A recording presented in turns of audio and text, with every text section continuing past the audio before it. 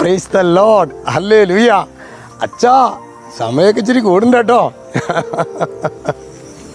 ഇന്നലെ ബന്ധുവസ്ഥയല്ലായിരുന്നേ, ഇന്നലെ പറഞ്ഞില്ലെങ്കിൽ പിന്നെ എപ്പോഴതൊക്കെ പറയുക.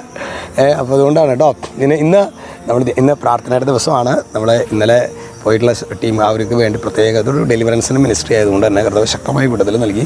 പിറ്റേ ദിവസം നമ്മൾ അവരോട് പറയും, നമ്മളൊരു ബലിയർപ്പിക്കണം, ജവമാല പിന്നെ കുറേ കാര്യങ്ങളൊക്കെ അവരോട് പറഞ്ഞിട്ടുണ്ട്. പാലിക്കാൻ വേണ്ട കൃപ അവർക്ക് വേണമല്ലോ, അതിന് വേണ്ടിയിട്ടാണ്. ഇന്ന് ശക്തമായ പ്രയർ ഡേ ആണ്. നിങ്ങൾ പ്രാർത്ഥനയിൽ അവരെ ഓർത്തേക്കണം കേട്ടോ. ഇന്ന് നമ്മൾ ധ്യാനിക്കുന്നത് അപ്പസ്തോല പ്രവർത്തനം 14:22.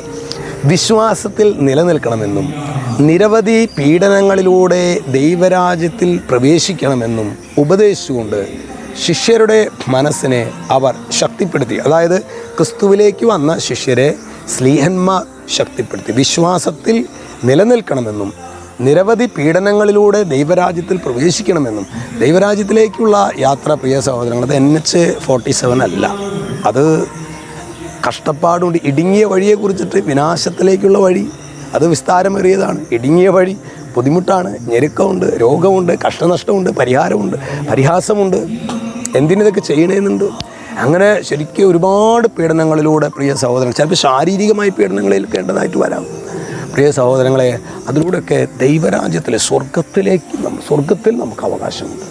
പ്രത്യേകിച്ച് ഇന്ന് ഈ പെന്തക്കോസ്താദിനൊക്കെ കഴിഞ്ഞിട്ടുള്ള ഈ പിറ്റേ ദിവസം പ്രിയ സഹോദരങ്ങളെ, ഈ ഒരു അഭിഷേകം കർത്താവെ വിശ്വാസത്തിൽ നിലനിൽക്കുവാൻ, അതിനായിട്ടുള്ള കൃപ.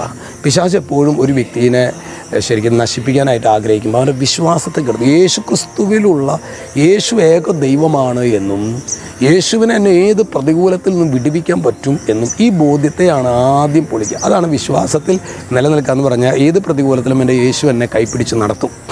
ഇതാണ് ഈ ഒരു അഭിഷേകം. ഇത് നമ്മൾ ആഗ്രഹിച്ച് പ്രാർത്ഥിച്ചാൽ ദൈവം നമുക്ക് തരും സഹോദരങ്ങളെ.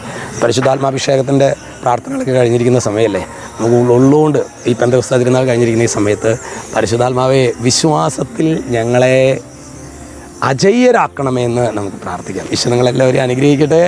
രക്ഷിതാവായ യേശു ക്രിസ്തുവിൻ്റെ നാമത്തിൽ ഓരോരുത്തരെയും ആശീർവദിക്കുന്നു. പിന്നെ നോക്കിയേ, ഒരു കാര്യം പ്രത്യേകം പറയാണ്, നമുക്ക് മെയ് മാസം 31 വെള്ളിയാഴ്ച കുട്ടികൾക്ക് വേണ്ടി ഒരു 7ാം ക്ലാസ്സൊക്കെ തുടങ്ങി +2 ഉൾപ്പെടെയുള്ള കുട്ടികൾക്ക് വേണ്ടി ഒരു 1 ഡേ കൺവെൻഷൻ കുട്ടികൾക്ക് വേണ്ടി 9 മണി തുടങ്ങി 4 മണി വരെ ഭക്ഷണമൊക്കെ ഉണ്ട്. വെള്ളിയാഴ്ചയാണ്, അപ്പോൾ ഭക്ഷണമൊക്കെ ഉണ്ടായിരിക്കും. വെള്ളിയാഴ്ച ഭക്ഷണം അവർക്ക് ഉണ്ടായിരിക്കുന്നതാണ്.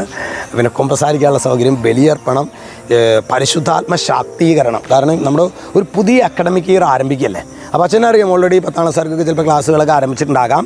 പക്ഷേ അതൊന്നും നമ്മൾ പ്രിയ സഹോദരങ്ങൾ ആ ദിവസം 31 ലീവ് എടുത്ത്, നേരത്തെ കൂട്ടി പറയണത് അത് ലീവ് എടുത്ത് കുറിച്ചിടണം. മാതാപിതാക്കൾ സ്നേഹപൂർവ്വം അവരെ പ്രോത്സാഹിപ്പിക്കണം. ഇത് കാണുന്ന ആർമി ഓഫ് ജീസസിലെ എല്ലാ മക്കളും നിർബന്ധമായിട്ടും ഇത് രാജകൽപ്പനയാണ്.